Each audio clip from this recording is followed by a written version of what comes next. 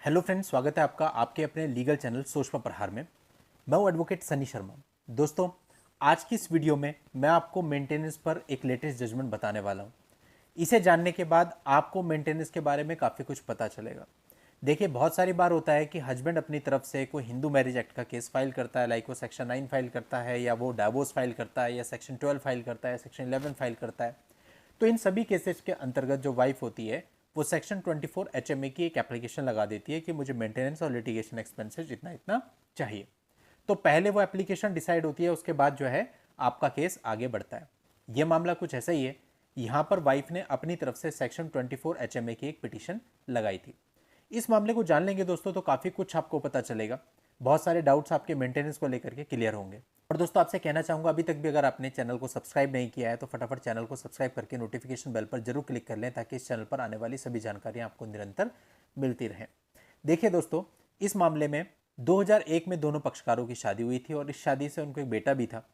अब दोस्तों, जब वाइफ ने सेक्शन 24 HMA की पिटीशन लगाई तो वहाँ पर वाइफ ने ये कहा कि मुझे मंथली 2 लाख रुपए मेंटेनेंस चाहिए। इसके अलावा अपने बच्चे के एजुकेशनल एक्सपेंसेस भी उन्होंने मांगे, जिसकी करंट एज जो है 20 साल की हो चुकी है, और इसके साथ ही लिटिगेशन एक्सपेंसेस भी क्लेम किए। अब दोस्तों, पूरे मामले को देख करके फैमिली कोर्ट ने 75,000 पर मंथ मेंटेनेंस ग्रांट कर दिया। अब दोस्तों, जब ये 75,000 रुपये पर मंथ मेंटेनेंस का ऑर्डर हो गया तो हस्बैंड ने इसको चैलेंज किया। हस्बैंड ने ये बताया कि ये मेंटेनेंस बहुत ही हाई साइड पे लगाया गया है और इतना सारा पे करने की उसकी कैपेसिटी नहीं है, क्योंकि उसकी जो कंपनी है वो डेप्ट में चल रही है। इसके साथ ही उसने ये भी बताया कि जो वाइफ है, वाइफ ने खुद का बिजनेस स्टार्ट किया और वो खुद को मेंटेन कर सकती है। अब जो वाइफ थी, वाइफ की तरफ से ये वर्जन रखा गया कि उसका लाइफ स्टाइल मेंटेन करने के लिए 75,000 रुपये पर्याप्त नहीं है, क्योंकि जो हस्बैंड का लाइफ स्टाइल है और जो लाइफ स्टाइल वो साथ में जब रहते थे तब था, वही लाइफ स्टाइल वाइफ को भी प्रोवाइड किया जाना चाहिए। तो उसके लिए जो अमाउंट है ये इनसफिशिएंट है। इसके अलावा जो बच्चा है वो भी 20 साल का, उसके एजुकेशनल एक्सपेंसेज हैं, तो ये इनसफिशिएंट अमाउंट है। अब कोर्ट को पूरे मामले को देखना था।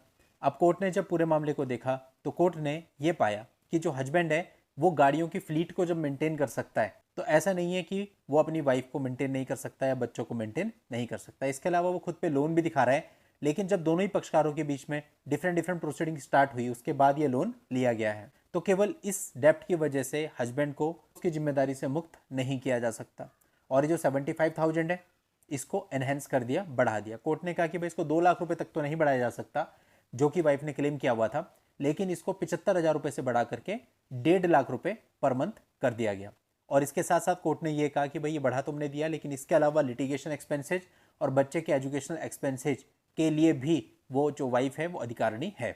साथ ही कोर्ट ने कहा कि सोशल स्टेटस को मेंटेन करना भी जरूरी है, और ऐसा भी नहीं है कि जो हस्बैंड है वो तो लग्जरी लाइफ जी रहा है और जो बच्चे हैं और वाइफ है उसको दयनीय दशा में छोड़ दिया जाए, ऐसा भी नहीं हो सकता है। तो ये सारी टिप्पणियां करते हुए 1.5 लाख रुपए पर मंथ इस मेंटेनेंस अमाउंट को कर दिया गया। तो दोस्तों, इस प्रकार के जजमेंट होते हैं। अब कई बार होते हैं कि हम लड़ने झगड़ने लग जाते हैं। कल मेरे पास एक कॉल आई और उस कॉल पे एक व्यक्ति ने क्वेश्चन पूछा। मैंने कहा जो आप कह रहे हो इससे केवल आपका टाइम वेस्ट होगा। देन वो मुझे कन्विंस करने लगे कि जो कह रहे हैं वो ठीक है। देखिए, होता क्या है, आप किसी से बात कर रहे हैं तो जानने के लिए ही तो कर रहे हैं ना कि कोर्ट में क्या चलता है क्या नहीं चलता है। अब मैंने आपको बताया ये चीज़ नहीं चलेगी, अब आप मानोगे तो ठीक है, नहीं मानोगे तो आपकी मर्जी। अगर आप मुझे कन्विंस करने की कोशिश करोगे तो मुझे कन्विंस करके क्या करोगे? मैं हार के जब आप मेरी बात नहीं मानोगे तो मैं ओके कह दूंगा। तो इसलिए दोस्तों, हमें मानना सीखना चाहिए, हमें एक्सेप्ट करना आना चाहिए। तो जब हम सही चीज़ों को एक्सेप्ट करेंगे, जब हमें पता होगा कि कोर्ट में ये चीज़ चलनी है और ये नहीं चलनी, तो जो चीज़ नहीं चलनी उस पर हम अपना टाइम वेस्ट नहीं करेंगे, और जो चीज़ चलनी है उस पर अपना पूरा फोकस करेंगे, तो ही हमको रिलीफ मिल सकता है। लेकिन अगर हम इसके विपरीत करते हैं, अपोजिट डायरेक्शन में जाते हैं कि बोला कुछ गया कर कुछ रहे हैं या अपनी चला रहे हैं, तो दोस्तों फिर तो कोई भी रिलीफ आपको नहीं मिल सकता। फिर वही है कि अगर आप ठोकर खाने के बाद सीखो तो क्या सीखो, फिर तो ऑलरेडी टाइम खराब हो चुका है, पैसे खराब हो चुके हैं। तो जब आपको कोई पहले ही बता रहा है कि भाई आप इस रास्ते पे मत जाओ, यहाँ पे ठोकर लगेगी, ये रास्ता आपके लिए ठीक नहीं है, तो पहले ही मान जाओ ना। अब बहुत सारे लोग होते हैं कि स्टार्टिंग में बताते हैं, नहीं मानते, 2 साल के बाद फिर आते सर ये नुकसान हो गया। तो होना ही था। क्यों? क्योंकि आपने मानी नहीं बात, आपने अपनी चलाई। तो दोस्तों, ऐसे कोई फायदा नहीं है कि एक कान से सुना और दूसरे कान से निकाल दिया। यानी कि अगर आप सुनोगे, समझोगे, चीज़ों को एक्सेप्ट करोगे, चाहे वो आपके लिए पॉजिटिव है चाहे नेगेटिव है, तभी आप इन चीज़ों से बाहर आ पाओगे। और दोस्तों, इस मामले का लिंक आपको इस वीडियो के नीचे डिस्क्रिप्शन में मिल जाएगा, वहां जाकर आप इस पूरे मामले को पढ़ सकते हैं। आज के इस वीडियो में इतना ही। नेक्स्ट वीडियो में नई जानकारी के साथ मैं आपसे फिर मिलता हूं। तब तक के लिए goodbye and thank you for watching. Take care.